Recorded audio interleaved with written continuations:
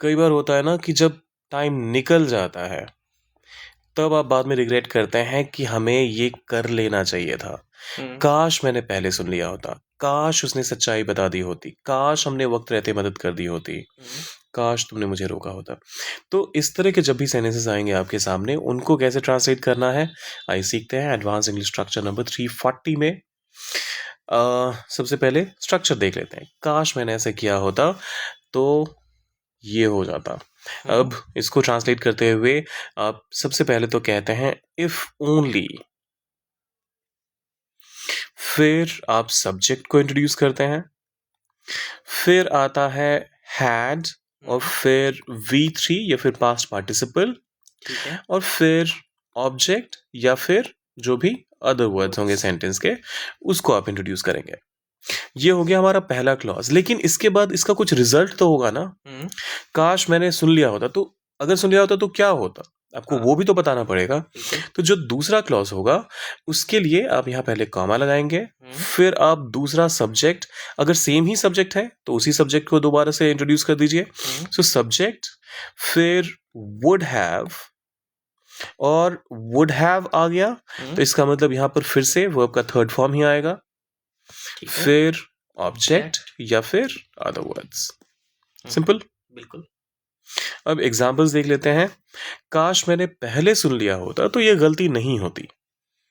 If only I had, सुनने के लिए लिसन्ड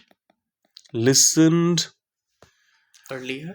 अच्छा देखिए यहाँ पर किसकी बात सुन ली होती, ये दिया गया नहीं, ये दिया हुआ नहीं है, तो हम if only I had listened से हम यहाँ पर सेंटेंस को आगे बढ़ाएंगे।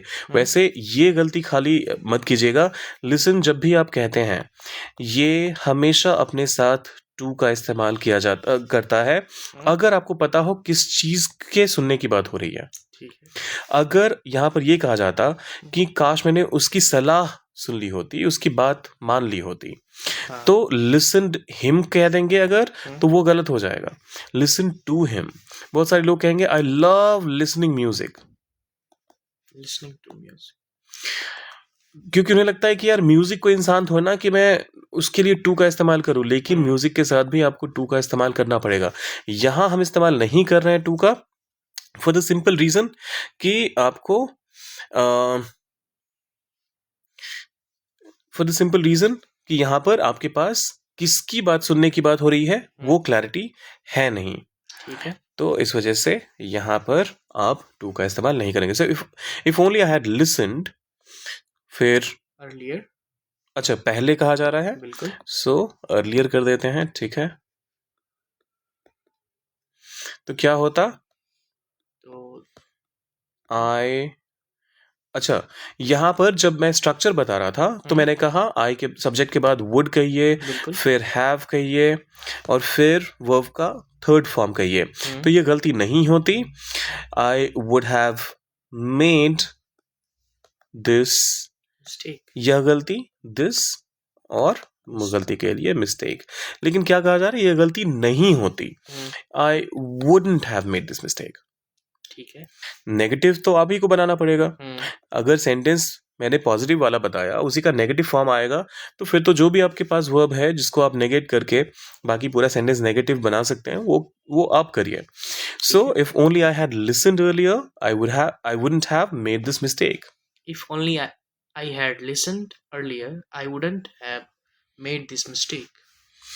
काश उसने सच्चाई बता दी होती तो सब कुछ आसान होता। If only he had told the truth, told, क्या shared कह सकते हैं यहाँ पे, हाँ, told, shared the truth, तो क्या होता, सब कुछ आसान होता। everything would have easier, would have been easier। देखिए हमने क्या कहा था कि सब्जेक्ट के बाद आप वुड का इस्तेमाल करेंगे, फिर हैव का, और फिर V3 का। यहाँ पर easier क्या है, एडजेक्टिव।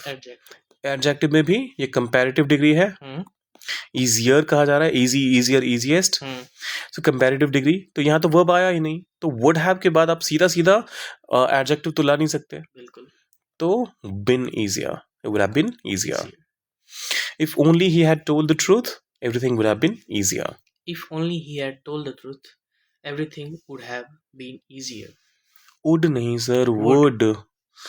काश हमने वक्त रहते मदद की होती, कर दी होती, तो ऐसा नहीं होता. If only we had helped मदद कर दी होती, helped समय रहते, in time, बहुत बढ़िया. यहाँ पर हम on time नहीं कहेंगे, समय रहते के लिए जब भी आप ये कहना चाहते हैं कि सही वक्त पर, लेकिन वो ऐसा वक्त हो जहां पर कि मतलब देर ना हो जाए. ठीक है. बिल्कुल एन मौके पर, बिल्कुल आखिरी मोमेंट पर अगर किसी को कोई मदद मिल भी जाए तो शायद उससे उसकी मदद नहीं हो पाएगी. तो इन टाइम का इस्तेमाल ऐसे केसेस में किया जाता है. So if only we had helped in time, तो ऐसा नहीं होता. आप बताइए क्या कहेंगे फिर से. This wouldn't happen. This wouldn't have happened. Sorry, एक स्ट्रक्चर भूल गया. If only we had helped in time, this wouldn't have happened. अच्छा, ऐसा नहीं होता.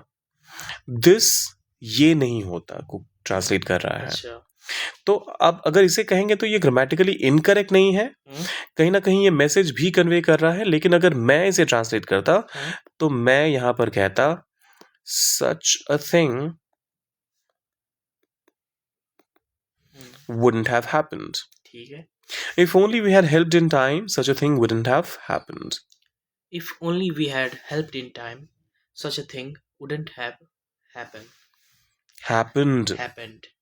काश तुमने मुझे रोका होता तो ये गलती नहीं होती.